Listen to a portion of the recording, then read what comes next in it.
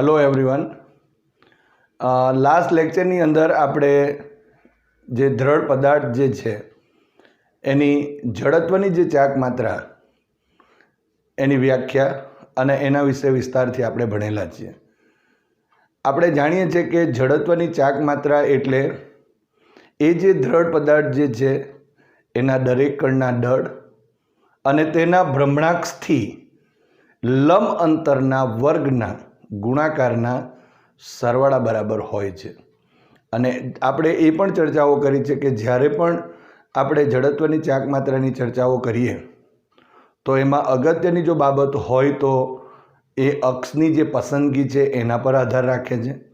અક્ષના નમન કયા પ્રકારના છે એના પર બી આધાર રાખે, પદાર્થનું દળ છે, પદાર્થનું કદ, એનો આકાર અને એ જે પદાર્થ છે એ પદાર્થના દ્રવ્યના જે વિતરણ છે એના ઉપર પણ જડત્વની જે ચાક માત્રા એ આધાર રાખતી હોય છે।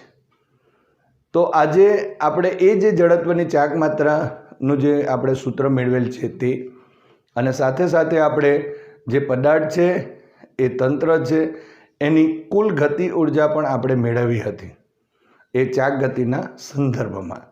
તો એના સૂત્રનો ઉપયોગ કરી એક ચોક્કસ આકાર ધરાવતા જે પદાર્થ છે એની જડત્વની ચાક માત્રા કેટલી હોય જે તે આપેલ અક્ષને અનુલક્ષીને એની આપણે ચર્ચાઓ કરીએ। આપણે અહીં એક વાત નોંધી દઈએ કે જે પદાર્થની કુલ ગતિ ઉર્જા માટેનું સૂત્ર આપણે મેળવ્યું હતું કાલે, કે ઇઝ ઇક્વલ ટુ અહીં 1/2 I ઓમેગા સ્ક્વેર। તો આ સૂત્રનો ઉપયોગ કરીને આપણે અહીં જડત્વની જે ચાક માત્રા છે એના કન્સેપ્ટની વાતો કરી શકાય। અહીં આપણે એક ચોક્કસ આકાર ધરાવતી એક રિંગ લઈએ છીએ, પાતળી રિંગ અથવા તો વલયના કેન્દ્રમાંથી પસાર થતી અને તેના સમતલને લંબ અક્ષને અનુલક્ષીને જડત્વની ચાક માત્રા આપણે શોધવાની છે। સૌપ્રથમ આપણે એક વાત નોંધી દઈએ કે અહીં એક રિંગ આપેલ છે, એનો મતલબ એમ થયો કે આ રિંગ છે એ રિંગનું દ્રવ્યમાન જે કેન્દ્ર છે એ રિંગની બહાર છે એના કેન્દ્ર પર છે। આપણે આકૃતિથી સમજીએ તો અહીં ધારો કે આ રીતે આપણે અહીં એક રિંગ દોરી દઈએ।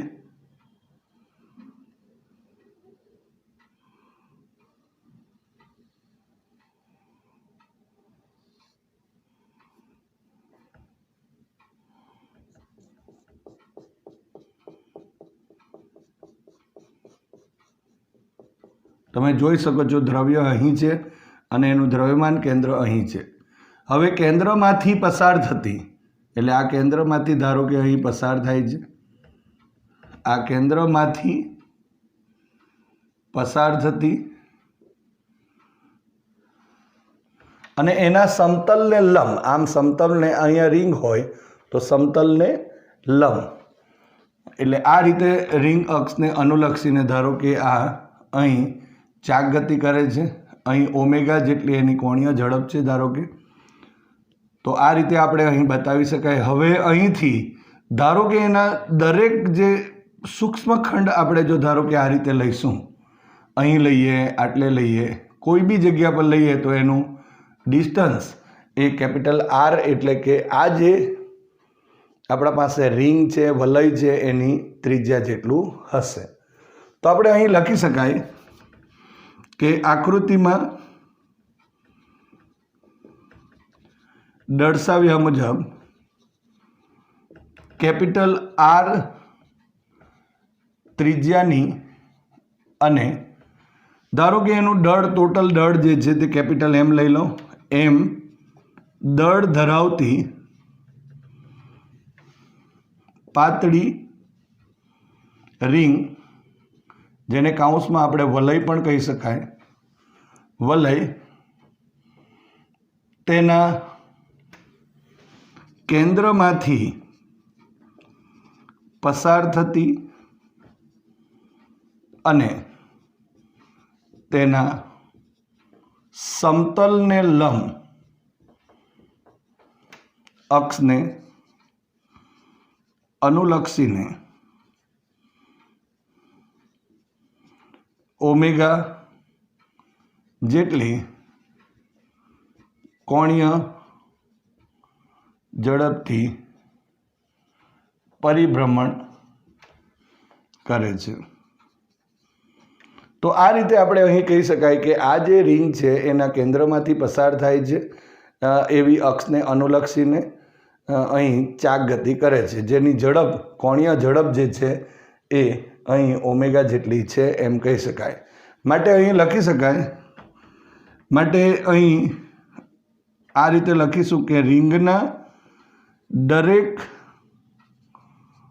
સૂક્ષ્મખંડનું અક્ષથી કહી શકો, કેન્દ્રથી કહી શકો, અક્ષથી અંતર કેપિટલ આર થશે અને તેથી તેની રેખીય ઝડપ જો લખીએ આપણે તો v is equal to capital R into omega થાય। તો અહીં આપણા પાસે જો દરેક સૂક્ષ્મખંડ લઈએ તો દરેક, અત્યારે તો આ સતત વિતરણ છે, એક ચોક્કસ સમિતિ છે, અને જો સતત વિતરણ હોય તો આની વાત કરીએ, આની વાત કોઈ બીની વાત કરીએ તો અહીં આપણે કહેવાય કે દરેક જે સૂક્ષ્મખંડ છે એના અક્ષથી લંબ અંતર અથવા તો અક્ષથી જે અંતર છે એ આર થશે અને રેખીય ઝડપ v is equal to R omega પ્રમાણે, જ્યાં સ્મોલ આરની જગ્યાએ અહીં કેપિટલ આર આપણે લીધેલું છે અને ઓમેગા એની કોણીય ઝડપ થઈ। માટે જો અહીં લખી શકાય, માટે રિંગની ગતિ ઉર્જા તો k is equal to 1/2 mv² થશે, સો ઇઝ ઇક્વલ ટુ m। હવે આ જે m છે એની જગ્યાએ તો આપણે શું લીધું છે, કેપિટલ m લીધેલ છે અહીં, માટે હવે શું લખાશે, m is equal two small m is equal to capital m લીધેલ છે, માટે કેપિટલ m અને v² ની જગ્યાએ r અને ઓમેગા એનો આખાનો વર્ગ થશે, જે અહીં આપણે લીધું છે। માટે 1/2 mr² ઇન્ટુ ઓમેગા²। તો આ રીતે જો આપણે વિચારીએ તો અહીં k ઇઝ ઇક્વલ ટુ આટલા થયા। તો સમીકરણ નંબર 1 જો કહીએ તો k is equal to 1/2 mr² into omega. તો આ સમીકરણને અહીં જો લખી દઈએ તો સમીકરણને k ઇઝ ઇક્વલ ટુ 1/2 અહીં i ઓમેગા² સૂત્ર સાથે સરખાવતા જો અહીં આપણે વિચારી શકીએ તો અહીં i is equal two mr² થશે। માટે અહીં કહી શકાય કે પાતળી રિંગના કેન્દ્રમાંથી પસાર થતી અને તેના સમતલને લંબ અક્ષને અનુલક્ષીને જડત્વની ચાક માત્રા તો i ઇઝ ઇક્વલ ટુ અહીં કેપિટલ M અને r² થશે। તો આ રીતે આપણે અહીં જે પાતળી રિંગ માટે જે જડત્વની ચાક માત્રા છે એ શોધી શકાય। પણ આપણે જાણીએ છીએ, એ પણ આપણે જાણીએ છીએ કે અહીં અક્ષની પસંદગી ખૂબ જ અગત્યની છે અને દ્રવ્યનું વિતરણ, કારણ કે જુદા જુદા આકારના અને જુદા જુદા દળ ધરાવતા જો પદાર્થો હશે તો એની જડત્વની ચાક માત્રા એ અક્ષની પસંદગી પ્રમાણે અલગ અલગ હોઈ શકે, અને એના પ્રમાણે આપણે લાસ્ટ ટાઈમ જે વાતો થઈ તેમાં ચક્રાવર્તનની ત્રિજ્યા પણ અલગ અલગ હોઈ શકે। તો આ રીતે આપણે અહીં પાતળા રિંગની જડત્વની જે ચાક માત્રા છે તે શોધી શકાય। હવે કોઈ આપેલ એક તંત્ર હોય અને એ તંત્રની જે જડત્વની ચાક માત્રા આપેલ અક્ષને અનુલક્ષીને કેટલી હોય એના વિશેની આપણે ચર્ચાઓ કરીએ. અહીં એક પાતળા દળ રહિત સળિયાના બંને છેડે લટકાવેલ દળથી બનતા તંત્રના દ્રવ્યમાન કેન્દ્રમાંથી પસાર થતી અક્ષને અનુલક્ષીને જડત્વની ચાક માત્રા. અહીં આપણને એક સળિયો આપેલ છે જે દળ રહિત છે અને એના બે છેડે અમુક દળ લટકાવેલ છે અને જો એ દળ લટકાવેલ છે તો એનાથી બનતું જે તંત્ર છે એ તંત્ર જે છે એના દ્રવ્યમાન કેન્દ્રમાંથી પસાર થતી અક્ષને અનુલક્ષીને જડત્વની ચાક માત્રા શોધવાની છે. હવે અહીં એક આકૃતિ વડે સમજીએ તો ધારો કે આ એક સળિયો છે જે દળ રહિત સળિયો છે. એના બંને છેડે અહીં આ દળ લટકાવેલ છે અને એનાથી બનતું તંત્ર એટલે સપોઝ અહીં એનું દ્રવ્યમાન કેન્દ્ર હશે અને અહીં જો દ્રવ્યમાન કેન્દ્ર જો હોય તો એ દ્રવ્યમાન કેન્દ્રમાંથી પસાર થતી અક્ષ ને અનુલક્ષીને આ જે તંત્ર છે તે આમ ચાક ગતિ કરે છે. તો અહીં જો આપણે કહેવું હોય તો એમ કહી શકાય આ સેન્ટર ઓફ માસ છે, અહીં સી પણ લખી શકીએ આપણે. હવે ધારો કે આ તંત્રનું કુલ દળ એમ જેટલું છે અને આ સળિયાની જે લંબાઈ છે એ સળિયાની લંબાઈ ધારો કે આપણે એલ જેટલી કહીએ તો અહીંથી આ લંબાઈ જે છે એ લંબાઈ કેટલી થશે તો અહીં L/2 થયું અને અહીંથી પણ આની લંબાઈ આ બીજા દળ માટે પણ L/2 થશે કારણ કે જે ભ્રમણાક્ષ જે છે આ ભ્રમણાક્ષ થયું એ ભ્રમણાક્ષથી લંબ અંતર આપણને જોઈશે. આનું દળ કહીએ તો આ પદાર્થનું દળ જે છે અહીં એ m/2 થયું અને અહીં આ પણ m/2 થશે કારણ કે અહીં ટોટલ દળ આપણે કેટલું લીધું છે કેપિટલ M. આપણે પહેલાં એના વિશે વર્ણન લખી દઈએ તો એમ લખી શકાશે અહીં કે આકૃતિમાં દર્શાવ્યા મુજબ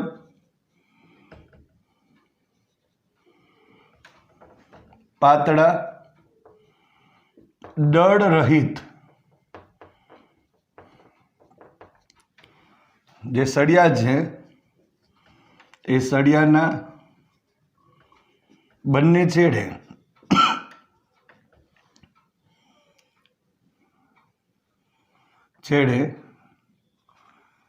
દળ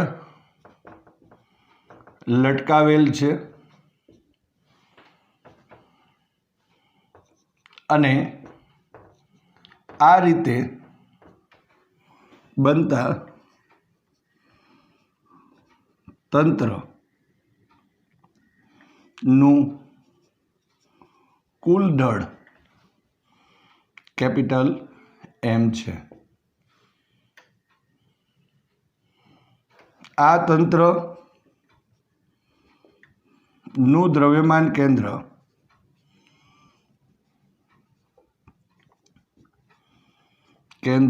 C, અહીં આપણે C પણ લખી શકીએ, C છે.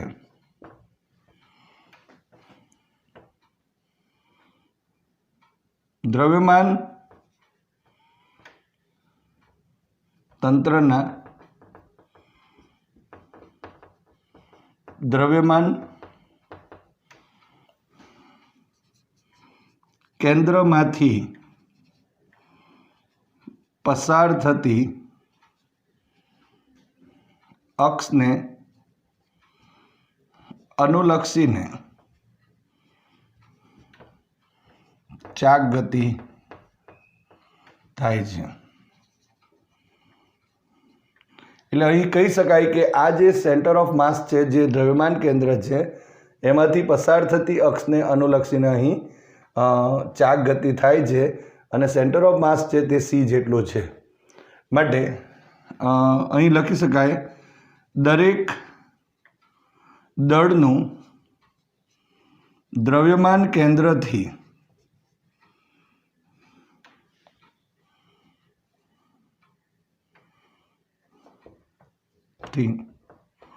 અંતર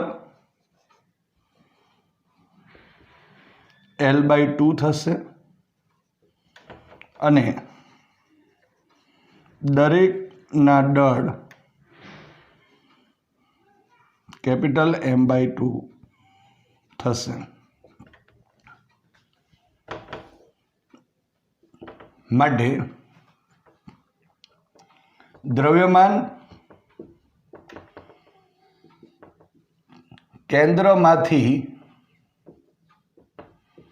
પસાર થતી અક્ષને અનુલક્ષીને દરેક દળની જડત્વની ચાક માત્રા, ધારો કે એને આપણે I' નામ આપી દઈએ.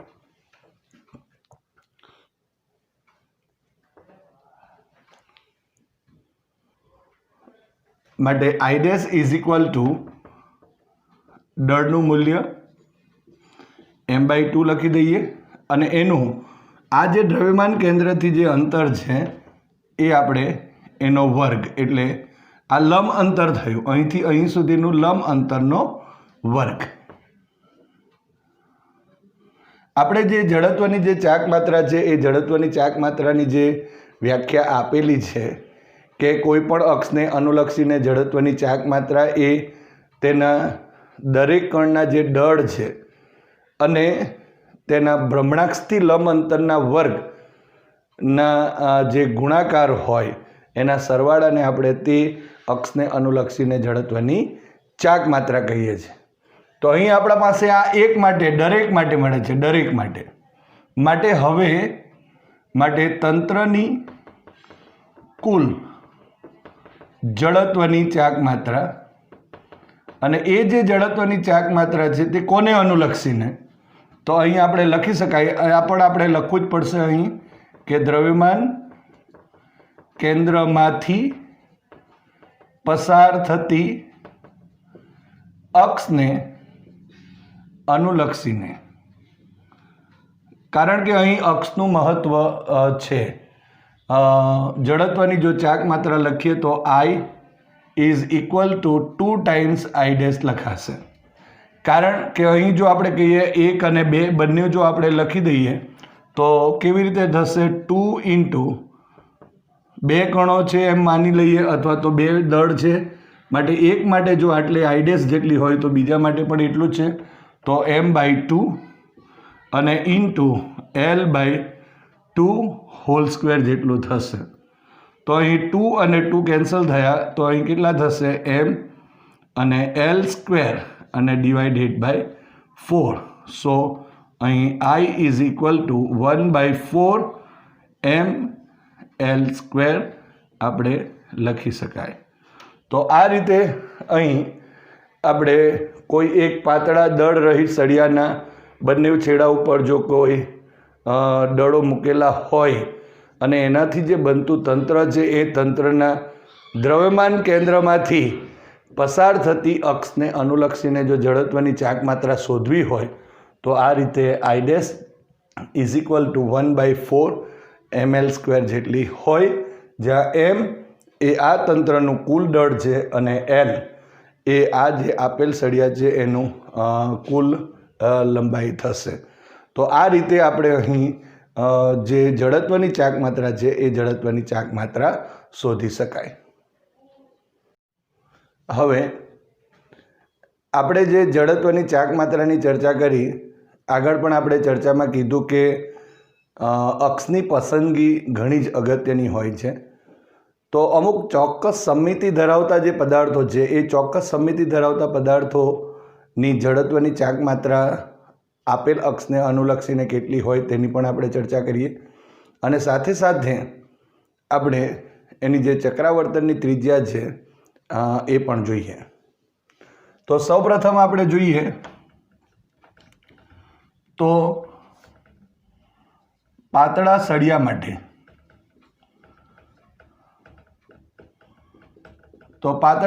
માટે જો કહીએ તો તેના પાતળા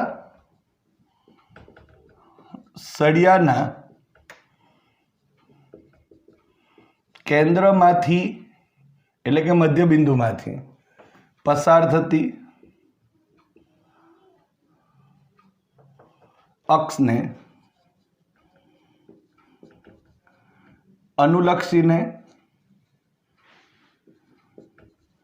જડત્વની ચાક માત્રા. તો I ઇઝ ઇક્વલ ટુ 1/12 અને ml² જેટલી હોય, જ્યાં L એ સળિયાની શું છે? લંબાઈ છે. બરાબર. હવે જો આ સમીકરણ આપણને જે મળે છે એ સમીકરણને જો આપણે I ઇઝ ઇક્વલ ટુ અહીં mk² સાથે સરખાવતા આ સમીકરણને આ સમીકરણ સાથે સરખાવતા અહીં k² ઇઝ ઇક્વલ ટુ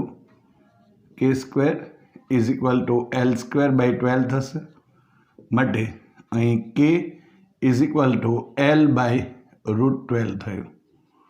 તો આ જે આપણને મળે છે એને ચક્રાવર્તનની ત્રિજ્યા કહી શકાય. એટલે કે જો સળિયાના કિસ્સાની ચર્ચા કરીએ તો અહીં જડત્વની ચાક માત્રા I is equal two 1/12 ml² છે, અને આ સૂત્ર સાથે સરખાવીએ તો અહીં આપણને k is equal two L/√12 મળે, કે જેને આપણે ચક્રાવર્તનની ત્રિજ્યા કહી શકાય. તો આ જ રીતે એક ચોક્કસ આકાર ધરાવતા સમમિતિ ધરાવતા જે પદાર્થો છે એના માટે આપણે આ જે જડત્વની ચાક માત્રા એ શોધી શકીએ.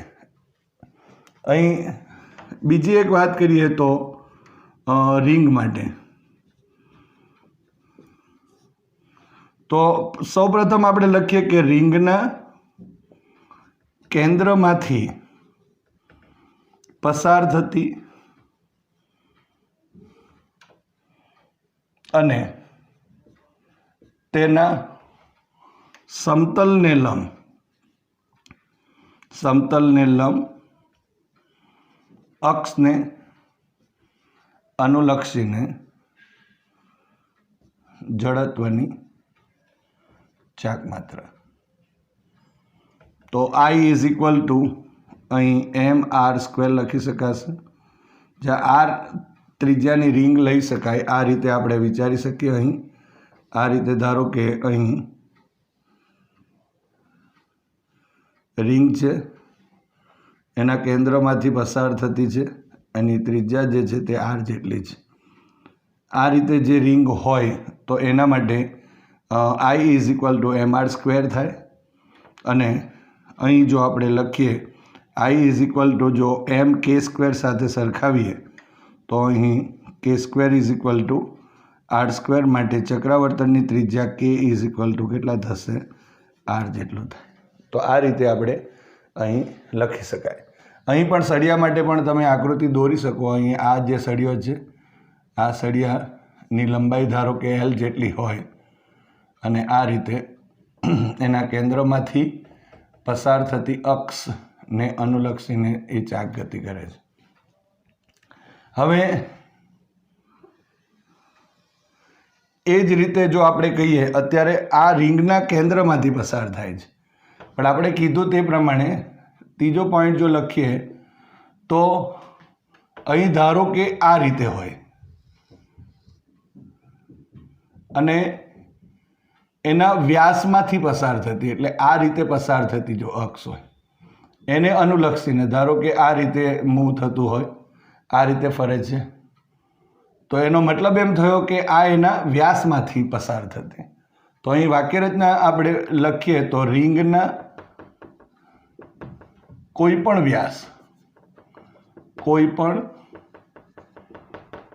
વ્યાસમાંથી પસાર થતી અક્ષને અનુલક્ષીને જડત્વની ચાક માત્રા એ જુદી હોય છે. એ I is equal to 1/2 mr² જેટલી હોય છે. અને જો એ 1/2 mr² હોય તો આપણે I ઇઝ ઇક્વલ ટુ અહીંયા mk² સાથે જો એને સરખાવી દઈએ તો k² is equal two r²/2 થશે. માટે k is equal two r/ અહીં √2 થશે. તો આ રીતે પણ આપણે અહીં જોઈ શકાય છે. તમે જોઈ શકો છો આ કેન્દ્રમાંથી પસાર થતી અક્ષને અનુલક્ષીને જડત્વની ચાક માત્રા છે અને આ કોઈ પણ વ્યાસમાંથી પસાર થતી અક્ષને અનુલક્ષીને જડત્વની ચાક માત્રા છે. અને તેથી અહીં જડત્વની ચાક માત્રા બદલાય છે. I is equal to 1/2 mr². આ ચોક્કસ પદાર્થો માટે આપણે થશે. હજુ એવું ઘણા બધા તકતી માટે આપણે લખીએ તો તકતી માટે પણ બે કિસ્સાઓ આવશે. એક તો તકતીના કેન્દ્રમાંથી પસાર થતી અને તેના સમતલને લંબ અક્ષને અનુલક્ષીને જડત્વની ચાક માત્રા. તો એના માટે I is equal to 1/2 mr² છે, જ્યાં r એ એની ત્રિજ્યા થશે. એટલે તકતી માટે જો વિચારીએ તો આ રીતે તકતી આવશે. અહીં તકતી તો આ રીતે ભરત હશે. આ રીતે તકતીની આકૃતિ દોરી શકાય. અહીંના કેન્દ્રમાંથી પસાર થતી એટલે આ રીતે અને અહીં આ રીતે ચાક ગતિ કરે છે. એની જે ત્રિજ્યા છે એ સપોઝ અહીં r જેટલી છે. તો હવે માટે I ઇઝ ઇક્વલ ટુ અહીં જો લખીએ તો mk². માટે k² is equal two r²/2 થશે. માટે k is equal two r/√2 થશે. તો અહીં તમે જોઈ શકો છો કે તકતી માટે આ રીતે આવશે. પરંતુ અહીં પણ વ્યાસમાંથી પસાર થતી અક્ષને અનુલક્ષીને હશે તો એ બદલાઈ જાય છે. તો એ કેવી રીતે આવે તેની જોઈએ ચર્ચા કરીએ. તો અહીં તકતીના કોઈ પણ વ્યાસમાંથી પસાર થતી અક્ષને અનુલક્ષીને જડત્વની ચાક માત્રા. તો I is equal two 1/4 mr² હોય છે. માટે અહીં જો I is equal two mk² સાથે જો સરખાવી દઈએ તો k² is equal two r²/4. સો અહીં k is equal two r/2 થશે. તો અહીં ચક્રાવર્તનની ત્રિજ્યા k is equal two r/2 થાય. અહીં k is equal two r/√2 થાય છે. અહીં જો આકૃતિ દોરવી હોય તો આપણે આકૃતિ આ રીતે બતાવી શકાય. તકતી તો છે,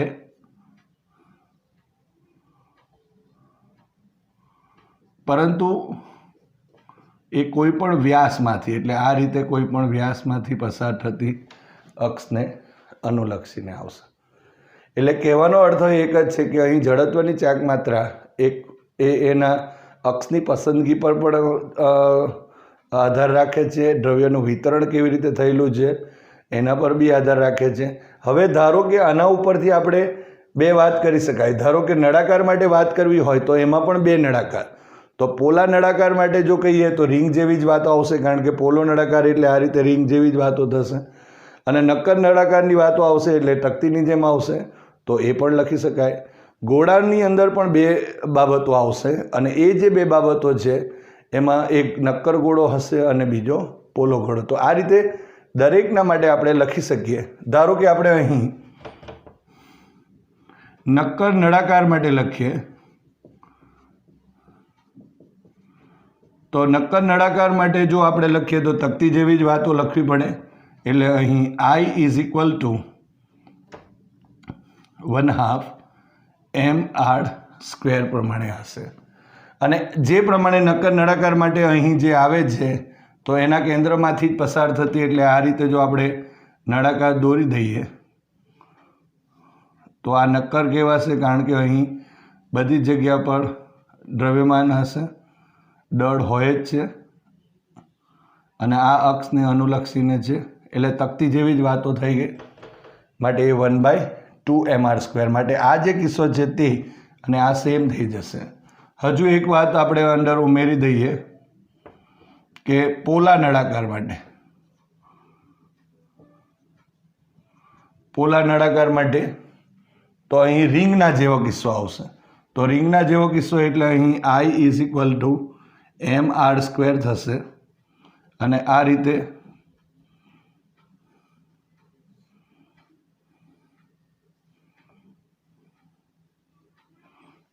થઈ ગયું. તો એ રિંગના જેવો કિસ્સો છે, માટે mr². અને એટલા માટે આ બધી બાબતો સેમ જ રહેશે અને એની ચક્રાવર્તનની ત્રિજ્યા પણ આ રીતે રહેશે. હજુ નક્કર ગોળા માટે લખી દઈએ.